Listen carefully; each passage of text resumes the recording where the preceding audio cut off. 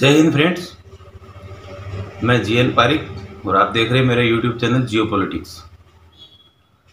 मित्रों, आज मैं आपसे चर्चा करना चाहूँगा पंजाब की राजनीति पर। पंजाब में जो भी हो रहा है वो आजकल पूरा देश देख रहा है और समझ भी रहा है। मैंने भी पंजाब की राजनीति पर एक दो बार आपसे वीडियो शेयर किए हैं, लेकिन अभी कुछ ऐसा घटित हुआ है कि आपको बताना और आपसे चर्चा करना मुझे लगा कि जरूरी है। मित्रों, अमरिंदर सिंह ने घोषणा कर दी है कांग्रेस छोड़ने की। उधर सिद्धू ने पंजाब कांग्रेस के अध्यक्ष पद से फिर इस्तीफा दे दिया। कारण बताया कि मैं हक की लड़ाई लड़ता रहूंगा। पता नहीं अब वो किसके हक की लड़ाई लड़ रहे हैं। उनके साथ साथ 4 से 5 मंत्रियों ने जो अभी भी अपॉइंट हुए थे उन्होंने भी इस्तीफा दिया। मतलब फुल गदर चल रहा है। इन्हीं सब घटनाओं के बीच में कुछ घटनाएं ऐसी होती हैं जिनको नोटिस करना जरूरी होता है। कैप्टन अमरिंदर सिंह शुरू से कह रहे हैं कि नवजोत सिंह सिद्धू के संबंध पाकिस्तानी सिस्टम, पाकिस्तानी सेनापति बाजवा, इमरान खान, इन सब से बहुत घनिष्ठ हैं, लेकिन खुल के कभी बोल नहीं पाए।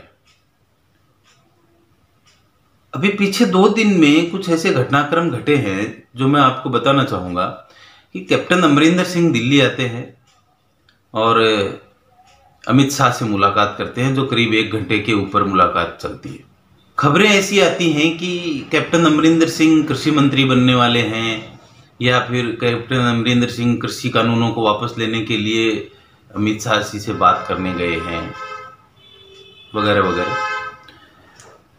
मगर मेरी एक बात समझ में नहीं आई कि जब कैप्टन पंजाब के सीएम थे तब भी उन्होंने 1 या 2 बार कृषि कानूनों के ऊपर बात करी है सरकार से।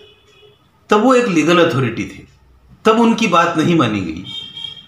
तो आज तो वो एक इस्तीफा दिए हुए पूर्व सीएम हैं पंजाब के। आज वो कोई लीगल अथॉरिटी नहीं है। फिर कृषि कानूनों पर बात करने के लिए औचित्य समझ से परे है। और सबसे बड़ी बात यह हुई कि अमित शाह से मुलाकात करने के बाद में अमरिंदर सिंह जी भारत के एनएस से अजीत डोभाल जी से मिलने गए। अजीत डोभाल जी और कृषि कानूनों का तो कोई लेन देन नहीं है। अजीत डोभाल जी से तो बात तभी की जा सकती है, उनसे मिलने तभी कोई जा सकता है जो राष्ट्रीय सुरक्षा के लिए कोई बात जरूरी हो। इसका मतलब क्या है? और एक घटना है, जब कैप्टन अमरिंदर सिंह अमित शाह से मुलाकात कर रहे थे, उसी मीन टाइम पंजाब में जो चल रहा था कि सिद्धू ने पंजाब कांग्रेस से इस्तीफा दे दिया। धमाचौकड़ी चल रही थी वहां की राजनीति में। सिद्धू को भवन में बैठे थे, प्रगट सिंह वगैरह सारे कांग्रेस के लीडर से उनको मनाने में जा रहे थे। सीएम उनको फोन कर रहे थे कि बात कर लो, लेकिन सिद्धू थे कि अपनी बात पर अड़े हुए थे। हमारी मांगे नहीं मानी जा रही, हम दुनिया की लड़ाई लड़ रहे हैं, ये वो। इधर इन सब घटनाओं के बीच में कैप्टन अमरिंदर सिंह और अजीत डोभाल की मुलाकात आती है। और ये मुलाकात खत्म होने के बाद में अजीत डोभाल सीधे पहुंचते हैं अमित शाह के ऑफिस। वहां उनकी हाई लेवल मीटिंग होती है।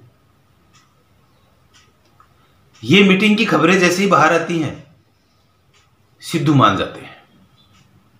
वो पंजाब के सीएम चन्नी जी से मुलाकात करने के लिए निकल जाते हैं। और घंटे भर बाद में खबर आती है कि सिद्धू जी मान गए हैं और मीटिंग हो गई है मुख्यमंत्री जी से, और आईजी और डीआईजी को बदलने की बात हो गई है। क्या ये सब इतना आसान है? क्या इन चीजों में कोई कनेक्शन नहीं है? एक्चुअली में होता क्या है मित्रों कि हर राजनेता जो ऊंचे पद पर पहुंच जाता है उसके पास में नेशनल सिक्योरिटी और उससे जुड़े हुए लोगों की जानकारियां आती हैं।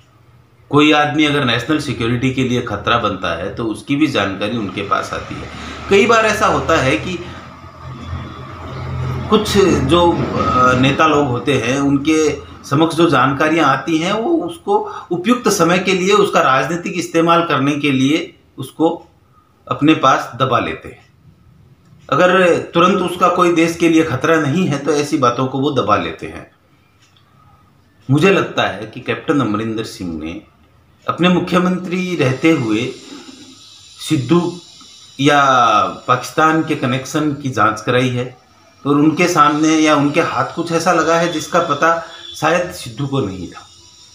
अब जब राजनीतिक मौका है कैप्टन अमरिंदर सिंह के पास में, और उन्होंने कल घोषणा भी करी है कि मैं किसी भी हालत में मैं किसी भी हालत में नवजोत सिंह सिद्धू को पंजाब में किसी भी जगह से चुनाव नहीं जीतने दूंगा, तो उनके पास ही राजनीतिक मौका है और फौजी रहे हैं तो हो सकता है कि राष्ट्रीय सुरक्षा की भावना उनके मन में जोर मार रही होगी। तो उन्होंने कुछ ऐसी बातें शायद डोभाल साहब को बताई हैं जो नेशनल सिक्योरिटी के लिए बहुत ज़रूरी हो और उनमें सिद्धू इन्वॉल्व हो, क्योंकि बहुत पहले से कैप्टन सिद्धू के ऊपर अंगुली उठाते आए हैं और इन सब चीज़ों से हो सकता है कि सिद्धू साहब डर गए।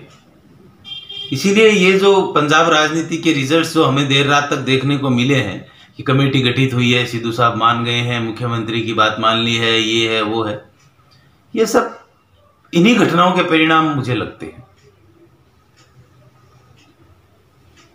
निकट भविष्य में पंजाब की राजनीति बहुत दिलचस्प हो सकती है और कैप्टन अमरिंदर सिंह ने, जहां तक मेरा अंदाजा है कि जो भी सूचनाएं डोभाल साहब या केंद्रीय गृह मंत्री जी को दी है, अगर उन्होंने सीरियसनेस है तो मुझे लगता है कि वो उनमें कुछ गंभीरता है।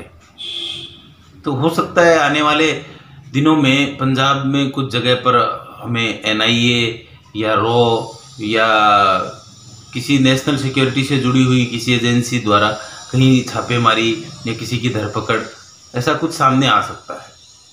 कुल मिलाकर बात यही है कि जिस तरह से चीन अफगानिस्तान और तालिबान पाकिस्तान के बीच में फंस गया है, वैसे ही भारतीय राष्ट्रीय कांग्रेस का केंद्रीय नेतृत्व पंजाब में फंस गया है।